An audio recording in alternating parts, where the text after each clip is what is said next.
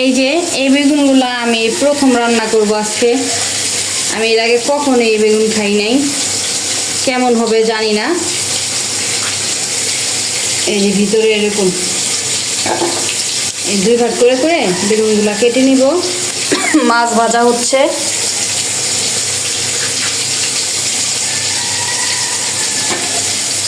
এই বেগুন কে কে খাইছেন একটু কমেন্টস করে বললেন তো। আমি এই জীবনের প্রথম। এটা পোকা।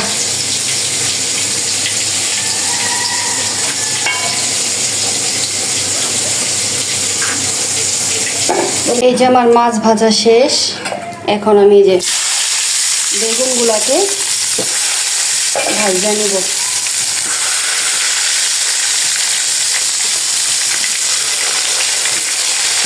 আমি যেভাবে বেগুন রান্না করি আমি ওইভাবে করতেছি। বেগুনটা ভাজা নিব, তারপরে আলুটা ভাজা নিব। এই যে আমার বেগুন ভাজাটা হয়ে গেছে, এখন আমি তুলে নিব। বেশি ভাজলাম না, হালকা ভাজাই দিলাম। তো একটা মোটা মোটা আছে যেটা, ওইটাকে আমরা চাক ভাজি খাই যেটাকে। আর লম্বা লম্বা যে বেগুনগুলো হয় ওইগুলো হচ্ছে যে তরকারিতে রান্না করি। এটা আপনাদের ভাই আনছে সবচেয়ে। এখন এই যে এখন হচ্ছে কি আলুটা ভেজে নিব। আলু ভাজা হয়ে গেছে, এখন এটাকে উঠাই নেব। পেঁয়াজটা দিয়ে দিলাম। পেঁয়াজটা ভাজা হলে করে সব মশলাগুলো দিয়ে দিব। পেঁয়াজটা ভাজা হয়ে গেছে, এখন আমি আদা রসুন দিয়ে দিব। ধনিয়া গুঁড়া, জিরা গুঁড়া, মরিচের গুঁড়া, হলুদ,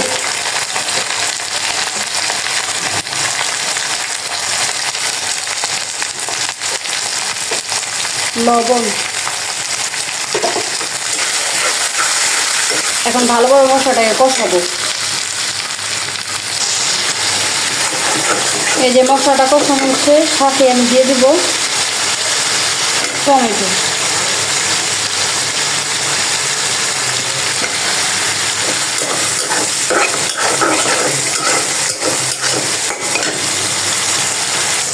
এই যে আমার মশলাটা কষানো হয়ে গেছে, এখন এই যে আমি ভাজা আলু আর বেগুনটা দিয়ে একটু কষায় ঝোল দিয়ে দিব।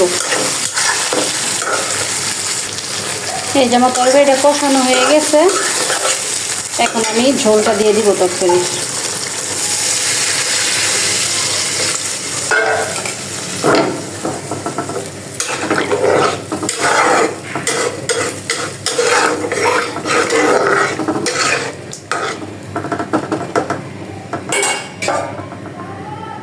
ঢেকে দিব, পরে মাছটা দিয়ে দিব। এই যে তরকারিটা বলক চলে আসছে, এখন আমি মাছগুলো দিয়ে দিব।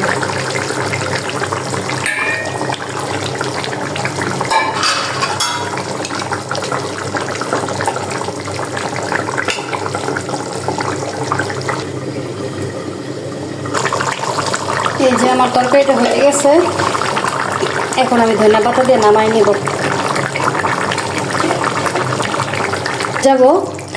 আসলে খাওয়ার পরে বোঝা যাবে যে আসলে এটা কি আমরা যে বেগুন তরকারি সবসময় খাই ওইটার মতো, নাকি এটার স্বাদ একটু ভিন্ন বা কিছু, সেটা বোঝা যাবে।